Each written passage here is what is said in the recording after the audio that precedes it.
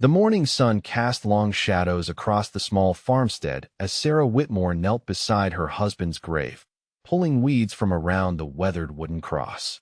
The inscription, carved deep into the pine, read simply, Captain Marcus Whitmore, 18211-879, beloved husband and soldier. Her fingers traced the letters as they did every morning, a ritual that brought both comfort and pain. 50 yards away, Jacob worked quietly near the chicken coop, scattering feed with slow, methodical movements. His weathered hands, scarred from decades of unknown labor, moved with surprising gentleness as the hens gathered around his boots. The old farmhand had appeared at her door 2 years ago, hat in hand, asking only for meals and a place to sleep in exchange for his work. Sarah had been suspicious at first. A widow alone could not be too careful, but Jacob proved himself through actions rather than words. He never spoke of his past, never asked personal questions, and maintained a respectful distance that somehow managed to feel protective rather than cold. His pale blue eyes held depths that suggested he had seen more of the world than he cared to remember. When he did speak, which was rarely, his voice carried the weight of granite, low and steady like distant thunder rolling across the prairie. Sarah stood and brushed dirt from her black dress, the same one she had worn to Marcus's funeral. The farm felt different with Jacob around, safer somehow, though she could not quite explain why. Perhaps it was the way he always seemed to know when visitors approached long before they came into view, or how the livestock grew calm in his presence, as if sensing something in him that commanded respect. The sound of approaching hoofbeats made her look up from the grave. Jacob's head turned as well, his movements becoming still as stone. 3 riders crested the hill to the east, moving at an easy pace, but with the purposeful direction of men who had chosen their destination carefully. They were too far away to make out clearly, but something in their bearing made Sarah's stomach tighten with unease. Jacob set down the feed bucket and straightened slowly, his aged frame unfolding to its full height. For just a moment, Sarah glimpsed something in his posture that reminded her of Marcus when he wore his cavalry uniform, a bearing that spoke of authority and discipline earned through hard experience. Then the moment passed, and he was simply the quiet farmhand again, watching the distant riders with eyes like winter sky. The men rode closer, and Sarah could see they were rough-looking sorts, the kind who made honest folks cross to the other side of the street in town. Their leader was a big man with a black beard and cruel eyes that seemed to catalog everything valuable as he surveyed the farm. His companions looked cut from similar cloth, armed and dangerous, with the careless confidence of men who took what they wanted and left destruction in their wake.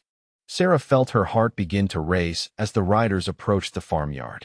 She started toward the house, hoping to reach Marcus's old service revolver, but Jacob's voice stopped her cold. "Don't run," he said quietly, his tone carrying an odd certainty. "They're already committed. Running now would only make it worse." There was something in his voice she had never heard before, a quality that made the hair on her neck stand up. Not fear, but the opposite of fear, as if Jacob was looking at a familiar problem he had solved many times before. His hands hung loose at his sides, and Sarah noticed for the first time that despite his apparent age, those hands were not the hands of a simple farm worker. They were scarred in specific patterns, marked by old rope burns and what looked like powder burns across the knuckles. The riders entered the farmyard with the confidence of men who expected no resistance. Their leader surveyed the property with calculating eyes while his companions spread out in a loose semicircle. Jacob continued feeding the chickens as if armed strangers rode onto the farm every day, his movements unhurried and deliberate. Sarah forced herself to remain calm, remembering Marcus's advice about showing strength in the face of danger. These men fed on fear, he had told her once, and weakness only encouraged their worst impulses. She stood straighter and met the leader's gaze directly, though her hands trembled slightly at her sides. The big man with the black beard smiled, but there was no warmth in it, only the predatory amusement of a wolf that had cornered a sheep.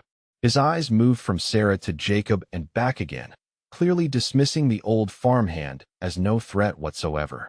Behind him, his companions relaxed in their saddles, hands resting casually near their weapons as they waited for whatever would come next.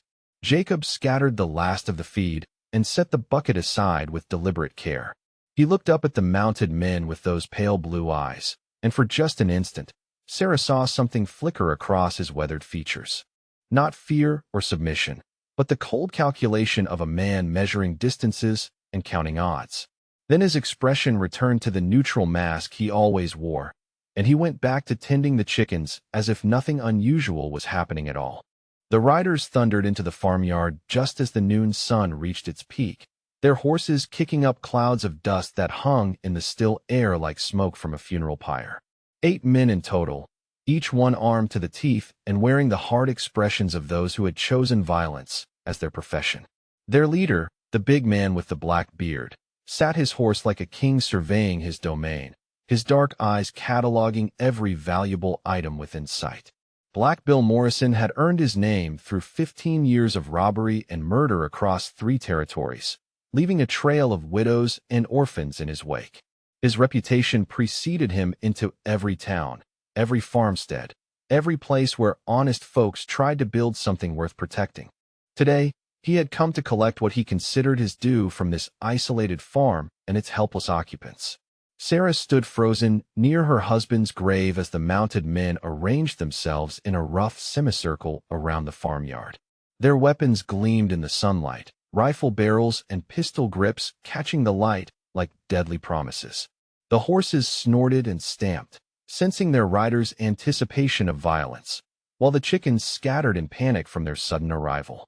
Jacob continued his work near the chicken coop, moving with the same unhurried pace as before.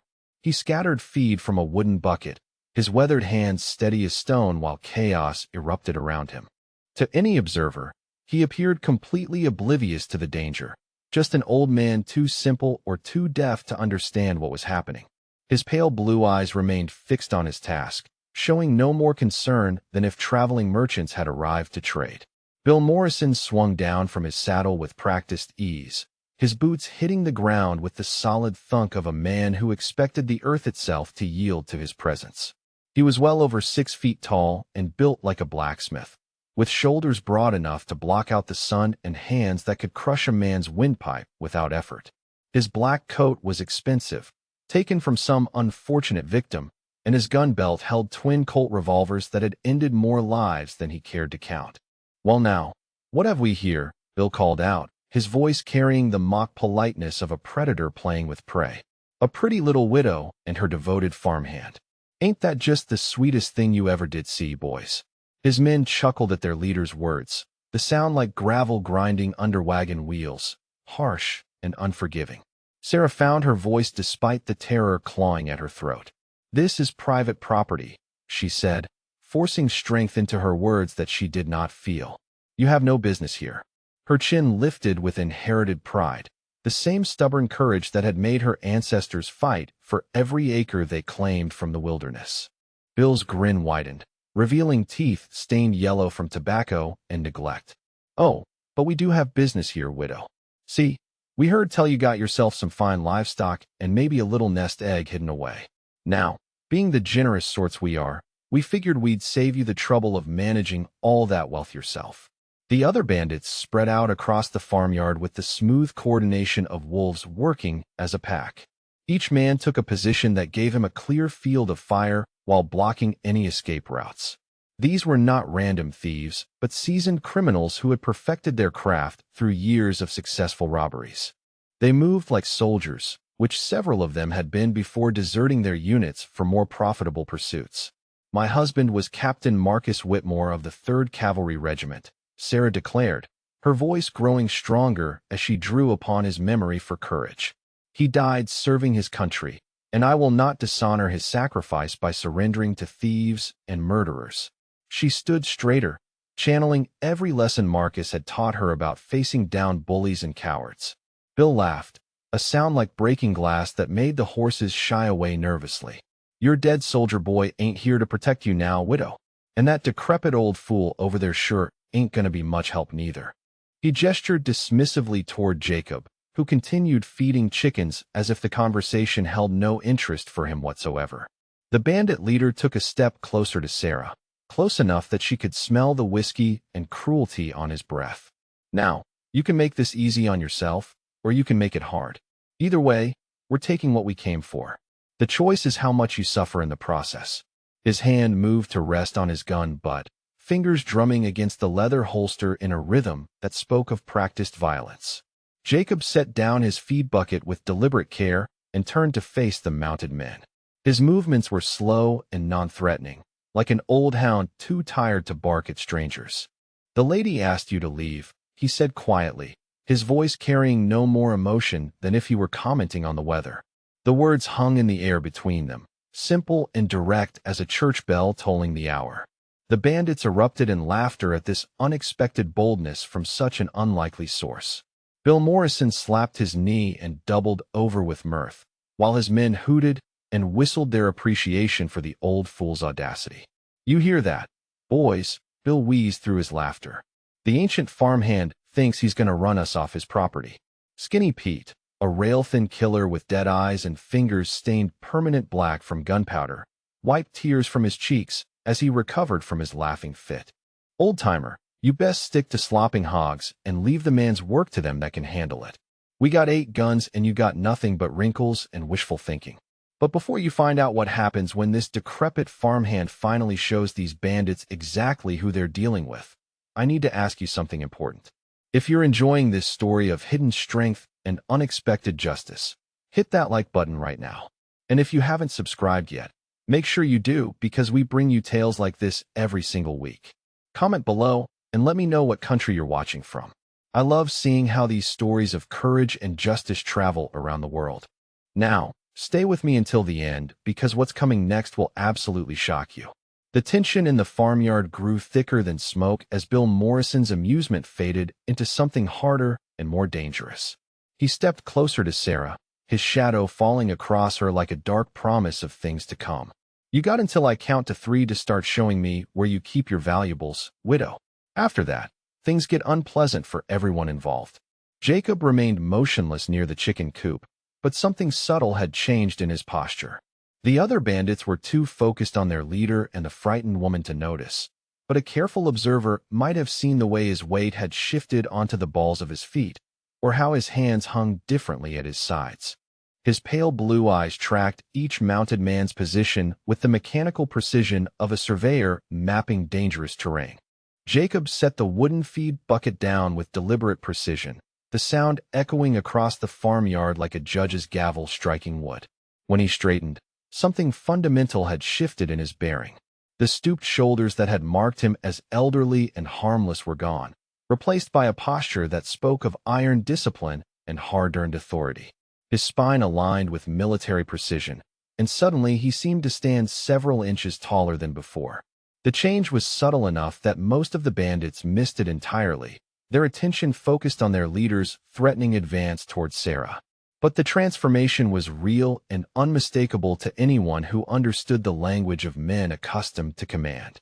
This was not the gradual straightening of an old man finding courage, but the instant shift of someone dropping a carefully maintained disguise. "I'm giving you one chance to ride out," Jacob said quietly, his voice carrying a new quality that cut through the farmyard like a blade through silk. The words were spoken without heat or emotion, delivered with the flat certainty of someone stating an irrefutable fact. His pale blue eyes had changed as well, taking on the color and temperature of winter ice, cold and utterly without mercy. Bill Morrison paused in his advance toward Sarah, something in the old man's tone penetrating the haze of his predatory focus. He turned to look at Jacob with the expression of a man who had heard an unexpected sound in a familiar forest. "What did you just say to me, old-timer?" he demanded, his voice rising with the dangerous edge that preceded violence. The other bandits shifted in their saddles, hands moving unconsciously toward their weapons as some primitive instinct warned them that the dynamics of the situation had suddenly changed. They could not identify what was different, but every man among them had survived long enough to recognize when prey began behaving like a predator. Jacob's gaze moved methodically from one bandit to the next, his eyes cataloging weapons, positions, and probable reactions with the mechanical efficiency of a general surveying a battlefield. "You heard me clear enough," he replied, his voice carrying the weight of distant thunder rolling across empty plains. "Pack up and ride out. This is your only warning." Skinny Pete let out a nervous laugh that sounded more like a cough. You boys hearing this decrepit old fool trying to buffalo us. Maybe the sun's got to his brain, made him think he's somebody important instead of just another washed-up farmhand feeding chickens for table scraps. But even as Pete spoke, his eyes remained fixed on Jacob with the intensity of a man trying to solve a puzzle that might determine his survival. There was something about the old man's stance that nagged at him, a familiar quality that danced just beyond recognition. The way Jacob held his hands, loose but ready. The way his weight was distributed, balanced, and prepared for instant movement. These were not the habits of someone who had spent his life behind a plow. Bill Morrison's face darkened with the flush of a man whose authority had been challenged in front of his followers. Nobody talks to Black Bill Morrison like that and lives to brag about it, old man. You just bought yourself a world of hurt. He gestured to his nearest lieutenant, a scarred killer named Razor Tom, who took particular pleasure in making examples of those who showed insufficient respect. Tom dismounted with predatory grace and approached Jacob with the confident stride of a man who had beaten smaller opponents into submission countless times before. His fists were scarred from years of violence, and his knuckles bore the telltale marks of someone who enjoyed inflicting pain with his bare hands. This was going to be educational for everyone involved, a demonstration of what happened to those who forgot their place in the natural order. Sarah watched in horror as the violence she had feared began to unfold before her eyes. Please, she called out desperately. He's just an old man trying to protect me. Don't hurt him for my sake. Her voice cracked with genuine anguish, knowing that Jacob's attempt at chivalry would likely cost him his life or permanent injury. Bill Morrison's grin widened at Sarah's distress. Oh, we ain't gonna hurt him much, widow. Just enough to teach both of you some manners about who runs things around here. He nodded to Tom, who cracked his knuckles with obvious anticipation. Teach the old fool some respect, Tom. But don't kill him yet. I want him to watch what happens to uppity widows who don't know when to cooperate. Tom reached out to grab Jacob's shirt, intending to demonstrate his superior strength by throwing the old man to the ground. But the moment his fingers made contact with fabric, everything changed with shocking suddenness. Jacob's movement was not the desperate flailing of an elderly farmhand, but the precise, economical motion of someone who had been trained to kill efficiently and without warning. What happened next unfolded too quickly for most observers to follow completely. Tom found himself sprawled on his back in the dirt, gasping for air that would not come, while Jacob stood exactly where he had been before, his expression unchanged and his breathing perfectly steady. The transition from Tom's confident advance to his complete helplessness had taken less than 3 seconds. That was a mistake, son, Jacob said quietly, his voice carrying the same flat certainty as before. The words were spoken without anger or satisfaction, delivered with the professional detachment of someone stating the obvious outcome of a predictable sequence of events. His pale blue eyes showed no more emotion than if he had swatted a troublesome fly.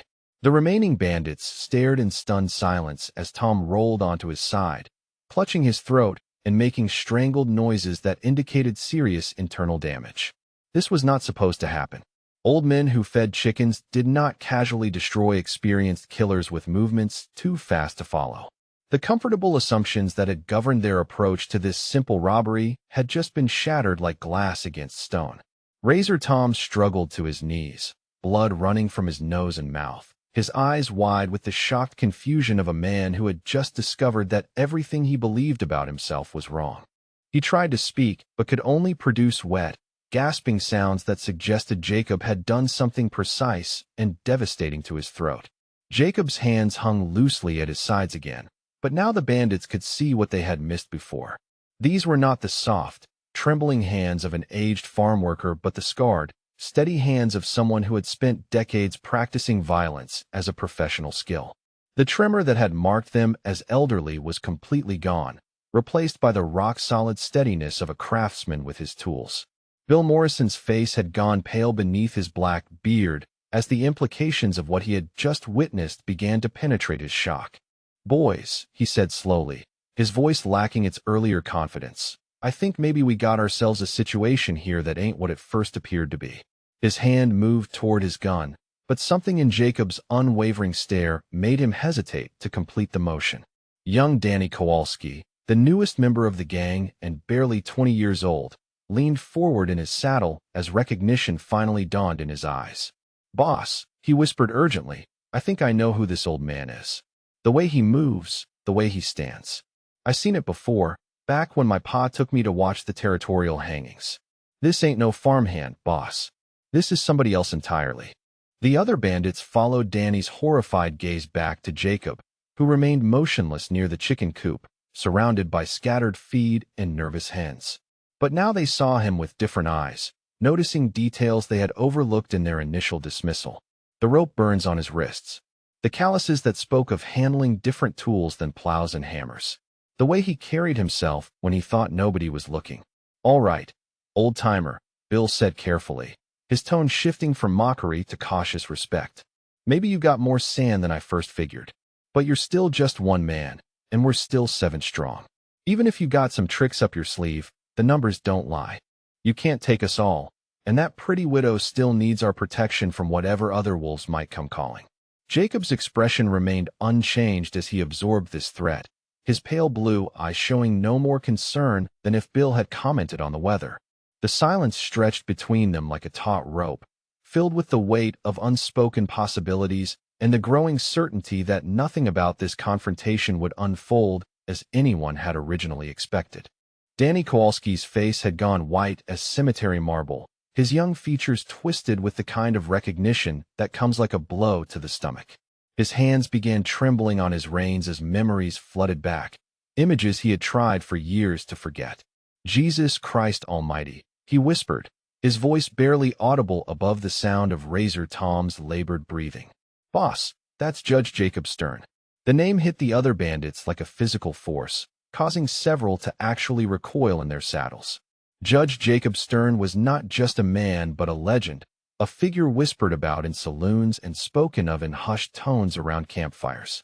For 15 years, he had been the territorial executioner, the man who carried out death sentences with such clinical precision that even hardened criminals spoke of him with grudging respect.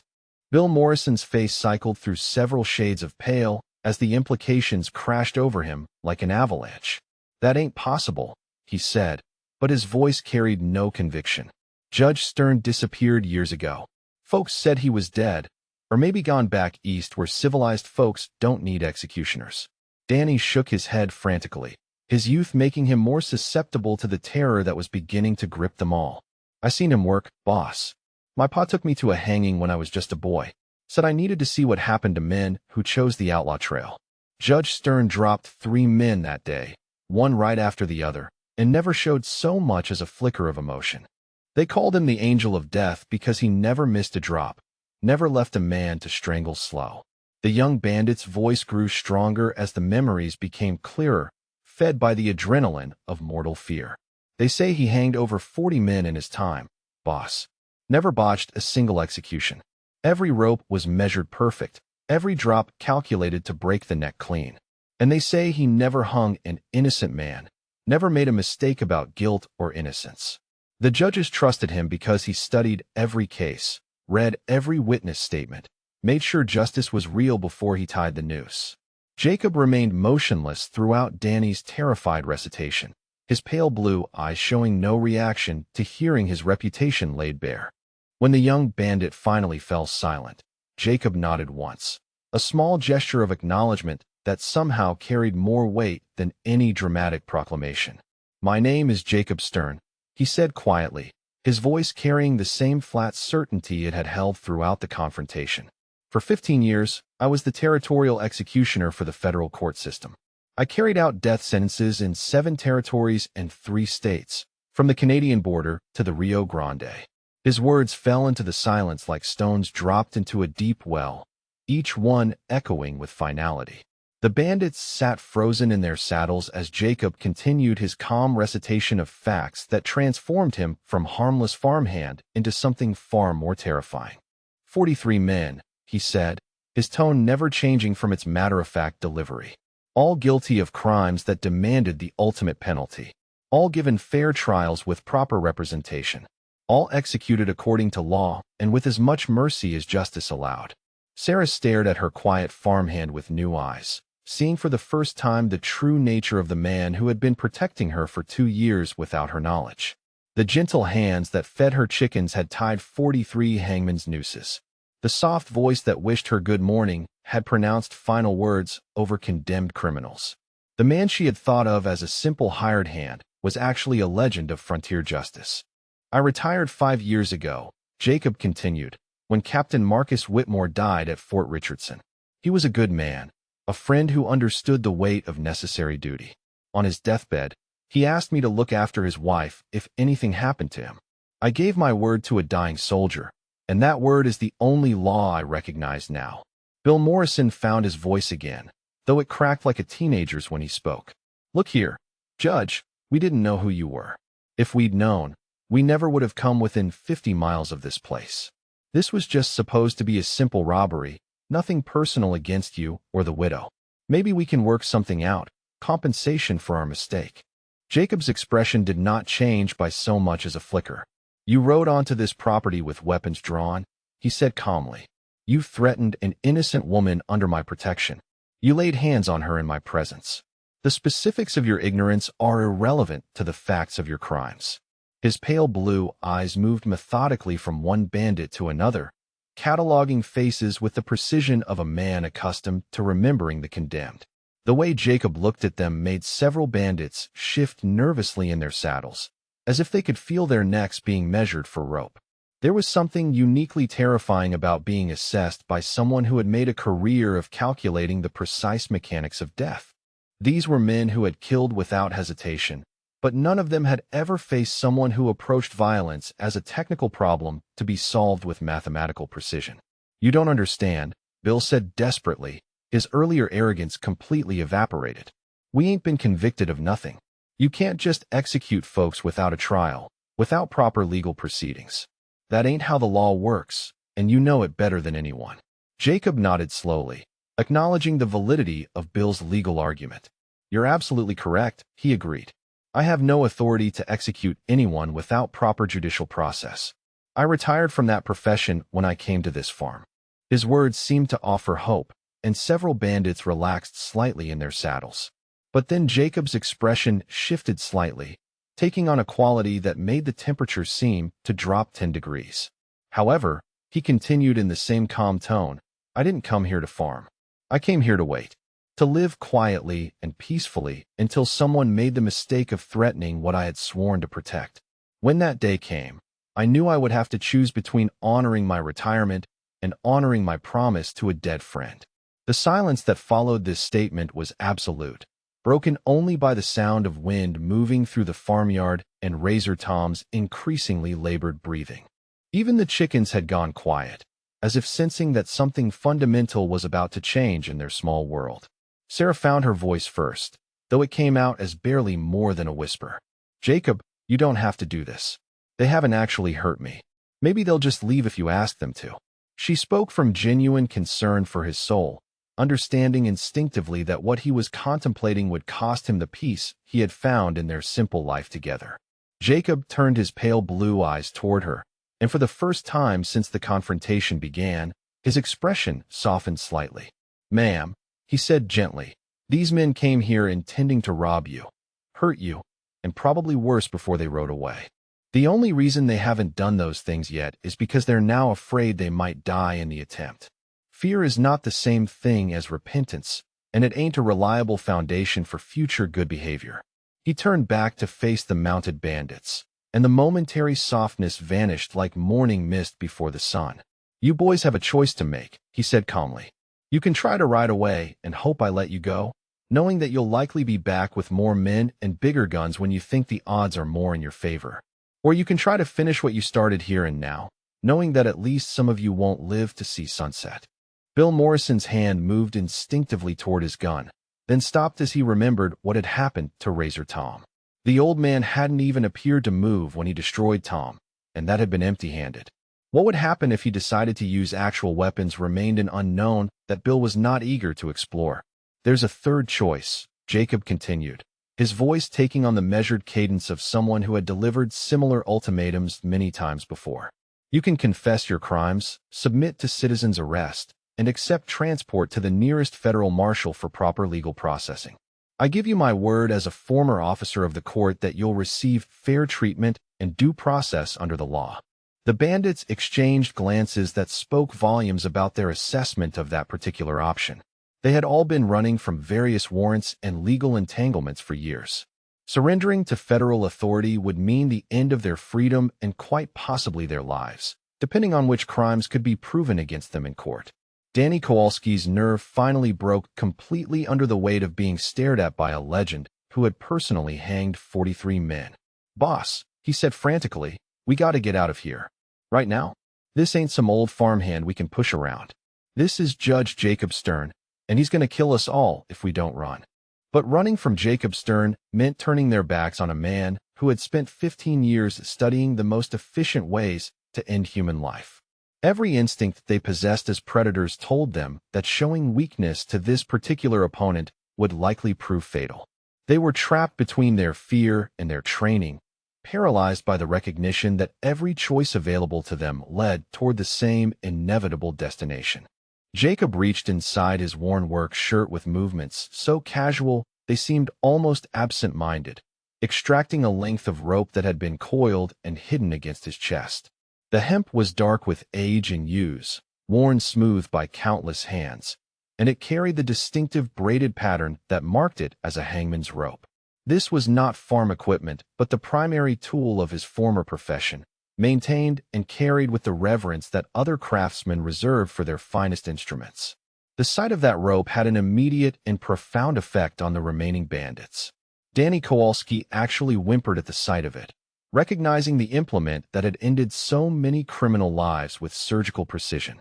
Even hardened killers like Bill Morrison felt their blood turn to ice water as they understood that they were not facing an angry farmer, but a professional executioner who had returned to his calling. "I studied death for 15 years, Jacob said quietly, his voice taking on the lecturing tone of a master craftsman explaining his trade to apprentices. "Every way a man can die. Quickly, slowly, efficiently, messily. I learned which methods were most humane and which were most certain. I became an expert in the precise mechanics of ending human existence because the law demanded that justice be carried out properly." His hands worked the rope with unconscious skill, forming a running noose with movements so practiced they seemed automatic. The loop was neither too large nor too small, measured with the mathematical precision that had made him legendary throughout the territories. This was not the crude work of a lynch mob, but the technical perfection of someone who had reduced execution to an exact science. Skinny Pete broke first, his nerves snapping like a dry twig under pressure. He spurred his horse toward the farm's entrance, desperate to escape before the situation deteriorated further. But Jacob had anticipated this response, and his rope sailed through the air with the accuracy of a hawk diving on prey. The noose settled around Pete's neck with gentle precision, and when Jacob set his feet and pulled, the running slipknot tightened with mechanical certainty. Pete's horse continued running, but its rider remained behind, suspended in the air by 20 feet of hemp rope that had been tied to the hitching post with a knot that would never slip. His feet kicked desperately for purchase that would never come, while his hands clawed at the rope that was slowly but inexorably cutting off his air supply. Jacob had calculated the drop to avoid breaking his neck, ensuring that Pete would have time to understand exactly what was happening to him before consciousness faded. The execution was not the wild improvisation of desperate combat, but the methodical application of professional technique. Jacob monitored Pete's struggles with the clinical detachment of a doctor observing symptoms, timing the process with the precision that had made his reputation. When Pete's movements finally ceased, Jacob nodded with the satisfaction of a craftsman who had completed his work properly. "I don't fight," Jacob said calmly as he began coiling the rope again. "I execute. There's a difference between combat and professional termination. Combat is unpredictable, emotional, wasteful. Execution is certain, calculated, efficient. You gentlemen chose to threaten an innocent woman under my protection, which makes this a legal matter rather than a personal dispute." Charlie Briggs tried to bring his rifle to bear, but Jacob was already moving with the fluid grace of someone who had spent decades studying violent men and their predictable responses. The rope whistled through the air again, but this time it wrapped around Charlie's rifle barrel and jerked the weapon from his hands with such force that he nearly tumbled from his saddle. Before he could recover his balance, the return stroke brought the weighted end of the rope across his temple with surgical precision. Charlie dropped from his horse like a sack of grain, his skull fractured in exactly the spot Jacob had aimed for. The blow was calculated to cause immediate death rather than prolonged suffering, delivered with the same mechanical precision he had once applied to adjusting gallows mechanisms. There was no anger in the strike, no personal animosity, just the professional application of lethal force by someone who understood anatomy with medical accuracy. Two-Gun Martinez reached for his pistols with the speed that had made him feared throughout 3 territories, but Jacob had already shifted position during Charlie's fall.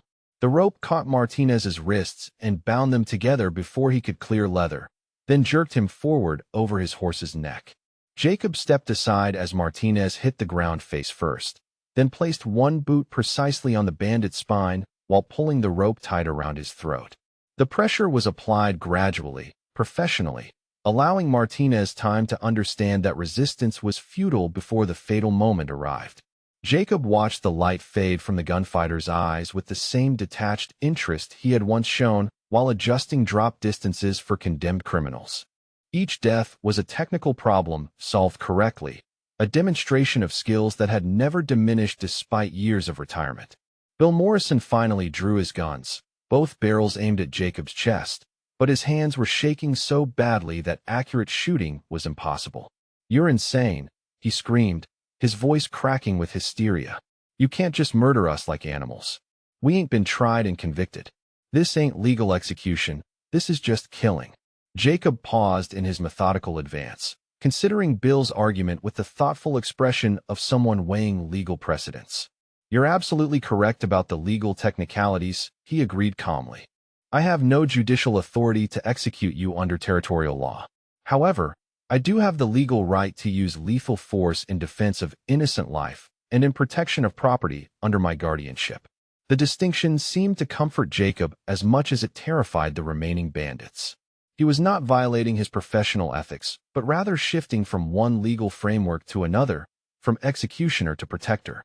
The result would be identical, but the moral foundation was different enough to allow him to proceed without compromising his principles. Young Danny Kowalski threw down his weapons and raised his hands in surrender, tears streaming down his face as he begged for mercy. "Please, Judge Stern, I'm just a kid. I ain't never killed nobody, never hurt no innocent folks. I only rode with these men because I didn't know no better way to make a living. Give me a chance to make things right." Jacob studied the young man with the same careful attention he had once given to reading legal documents that determined life and death. Danny's terror was genuine, his youth obvious, his claims about avoiding serious violence possibly true. This was the kind of case that had always troubled Jacob most during his years as executioner, when legal guilt was clear but moral culpability remained ambiguous. "You'll ride straight to Fort Richardson," Jacob said finally. "You'll turn yourself into the commanding officer and confess your crimes.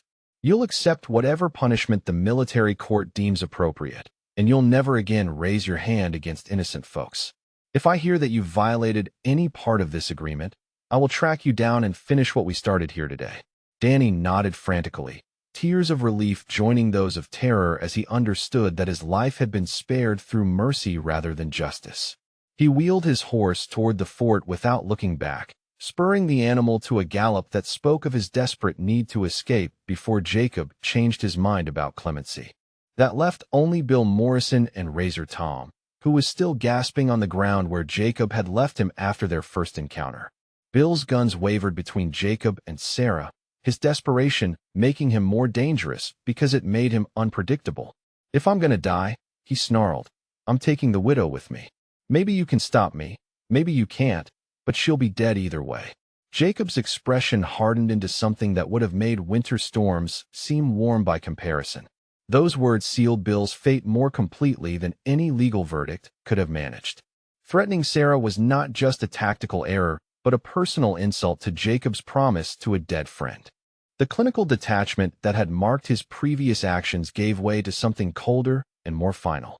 The rope moved with impossible speed, striking Bill's gun hand with the precision of a surgeon's scalpel and shattering bones with surgical accuracy. The pistols fell from nerveless fingers as Bill screamed in agony, his shooting hand rendered completely useless by damage that would never fully heal. Jacob closed the distance between them with 3 measured steps, each one as inevitable as the setting of the sun. "Ignorance isn't innocence," Jacob said quietly as he wrapped the rope around Bill's neck with professional efficiency. "You touched her, threatened her, spoke of harming her in my presence. That's all I need to know about your character and intentions."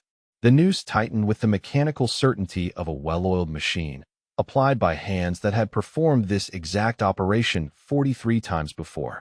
Bill Morrison's death was neither quick nor slow, but precisely calibrated to allow sufficient time for final understanding without unnecessary suffering. Jacob watched the process with the detached interest of someone monitoring a familiar procedure, ensuring that justice was administered properly according to the standards he had maintained throughout his career. Sarah stood on her porch throughout the entire confrontation, her hands pressed to her mouth as she witnessed the systematic elimination of the men who had threatened her safety. She understood now why her farm had felt so secure with Jacob's presence, why predators seemed to avoid their property, why she had always felt protected without understanding the source of that protection. When the last of the bandits lay still in her farmyard, Jacob coiled his rope with the same methodical care he had shown while feeding chickens. His hands were steady as stone, showing no sign of the tremor that had marked them before the violence began. The transformation from harmless farmhand to legendary executioner had been complete and terrifying, but now he was shifting back towards something resembling the man she thought she had known. The cost of returning to his old profession was written clearly on Jacob's weathered features, a weariness that went deeper than physical exhaustion. He had hoped never again to take human life, to live quietly and peacefully until natural death claimed him. But promises made to dying friends carried more weight than personal preferences, and some responsibilities could never be completely abandoned. Sarah approached him slowly, understanding that she was looking at a man who had just sacrificed his hard-won peace for her protection. The hands that had gently fed her chickens every morning had just systematically killed 5 men with professional efficiency. The quiet voice that wished her good morning had just pronounced death sentences with judicial authority. The man she had thought of as a simple farmhand was actually a legend who had chosen to guard her happiness at the cost of his own soul. Jacob sat beside the old stone well, his weathered hands trembling as they rested on his knees. The tremor had returned with a vengeance, but this was not the false weakness he had displayed to fool the bandits. This was the genuine shaking of a man who had just stepped back across a line he had hoped never to cross again. The involuntary response of someone whose soul was rejecting what his hands had been forced to do. The farmyard was quiet now, filled only with the sound of wind moving through the trees and the distant lowing of cattle who understood nothing of the violence that had just transformed their peaceful world. 5 bodies lay scattered across the property like grim monuments to the cost of threatening innocent life under Jacob Stern's protection. Each corpse represented a choice he had made, a life he had ended, a weight added to the burden he carried in the deepest chambers of his heart. Sarah emerged from the house, carrying 2 cups of coffee, her movements careful and deliberate as she approached the man she was only now beginning to truly understand. She had watched him transform from harmless farmhand to legendary executioner and back again, but the cost of that transformation was written clearly across his features. This was not the face of a man who took pleasure in violence, but of someone who had sacrificed his own peace to preserve hers. She settled beside him on the wooden bench he had built near the well, close enough to offer comfort, but far enough to respect the boundaries that such moments required. The coffee was strong and black, the way he had always preferred it during their quiet morning conversations, but now it served a different purpose. It was an offering of normalcy in a world that had just been turned upside down by necessary violence. "I wondered why the nightmares never seemed to wake you," Sarah said softly, her voice carrying the gentle understanding of someone who had lived with a soldier and recognized the signs of a haunted soul. "Now I know you live with ghosts. 43 of them, plus however many more from whatever other work you did before you came here." Jacob accepted the coffee with hands that continued to shake despite his efforts to control them. The warmth of the cup provided an anchor to the present moment, a simple pleasure that reminded him he was still among the living despite having just returned to the business of death. He had forgotten how quickly the old skills came back, how easily he could slip into the mindset that treated human elimination as a technical problem to be solved efficiently. They were all guilty men, he said quietly, his voice carrying the weight of someone trying to convince himself as much as his listener. Every man I hanged had been tried fairly and convicted by proper legal process. Every man I killed today came here intending to hurt you, rob you, probably worse before they rode away. But knowing that don't make the weight any lighter when you're trying to sleep at night.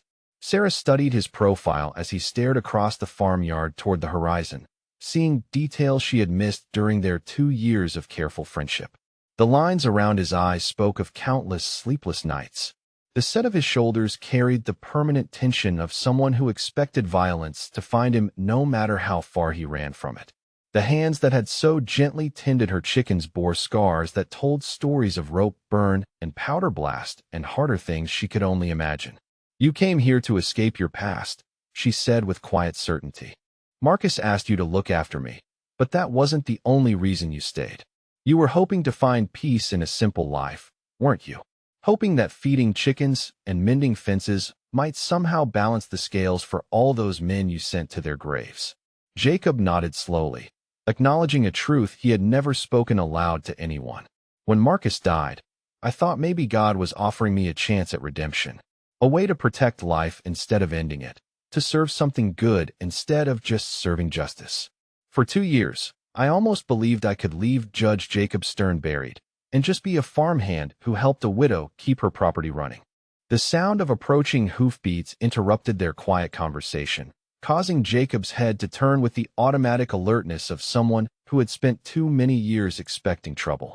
A single rider was approaching from the direction of town, wearing the uniform of the territorial sheriff and riding with the unhurried pace of someone conducting official business rather than responding to emergency. Sheriff Thomas McKendrick had been a lawman for over 20 years, long enough to recognize the aftermath of professional violence when he encountered it. He surveyed the scattered bodies with the methodical attention of someone cataloging evidence, noting the precise nature of the wounds and the positioning of the corpses. This was not the chaotic result of a gunfight, but the systematic work of someone who approached killing as a technical skill. Judge Stern, the sheriff said calmly as he dismounted and approached the well where Jacob sat with Sarah. Thought you'd retired from the execution business. Been hearing stories about you working as a farmhand, living quiet and peaceful like any other citizen. His tone carried no accusation, just the professional curiosity of one lawman addressing another. I had retired, Jacob replied evenly, his voice regaining some of its former steadiness now that he was dealing with official authority rather than personal reflection. Circumstances changed. These men threatened Mrs. Whitmore and her property while she was under my protection. I responded according to my legal right to defend innocent life and property under territorial statute. Sheriff McKendrick nodded as he examined the nearest body, that of Skinny Pete still suspended from the hitching post by the hangman's rope that had ended his criminal career. Professional work, he observed with the appreciation of someone who understood the technical difficulty of what Jacob had accomplished. Clean, efficient, no unnecessary suffering. These men have been wanted for robbery and murder across 3 territories. You've saved the federal court system considerable time and expense.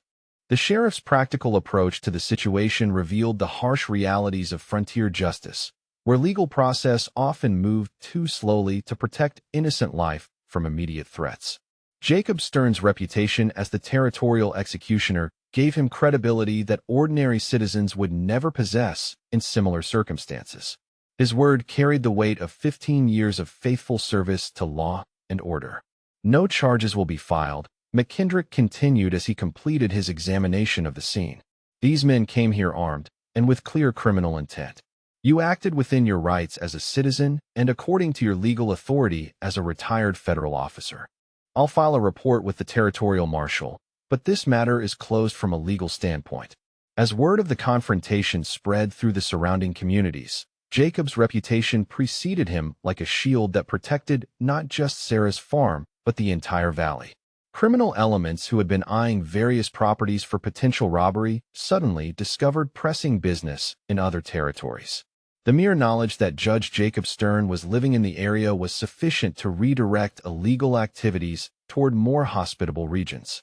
3 months later, the farm had achieved a prosperity that seemed almost magical compared to its previous struggles. Livestock remained unmolested by rustlers.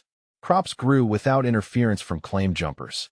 Traveling merchants felt safe conducting business without armed escorts. The invisible protection provided by Jacob's presence had transformed the entire valley into an oasis of peace in a region notorious for lawlessness. Jacob found himself settling into a routine that somehow felt more genuine than his previous attempts at peaceful retirement. His morning visits to Marcus Whitmore's grave had become conversations rather than silent vigils, reports to a dead friend about promises kept and duties fulfilled. "I told you I'd look after her," he would say to the weathered wooden cross. "She's safe now, and she knows who's keeping her safe. That's got to count for something with whatever authority judges the judges." The tremor in his hands gradually subsided as weeks passed without further violence, but it never disappeared entirely. Sarah learned to recognize the signs when the ghosts became particularly restless, when the weight of his past pressed down with unusual force. On those nights, she would find excuses to check on him, bringing coffee or mentioning some small task that required his attention, anchoring him to the present through simple human connection. Their relationship evolved slowly from employer and hired hand towards something resembling genuine partnership, built on mutual respect and shared understanding of what it meant to live with the consequences of necessary choices. Sarah had been married to a soldier who understood duty and sacrifice. Jacob was a man who had spent his career serving justice even when it cost him personally. They found comfort in each other's recognition of the prices that honor sometimes demanded. On quiet evenings, Jacob would read by the light of the oil lamp, while Sarah worked on mending or correspondence at the kitchen table.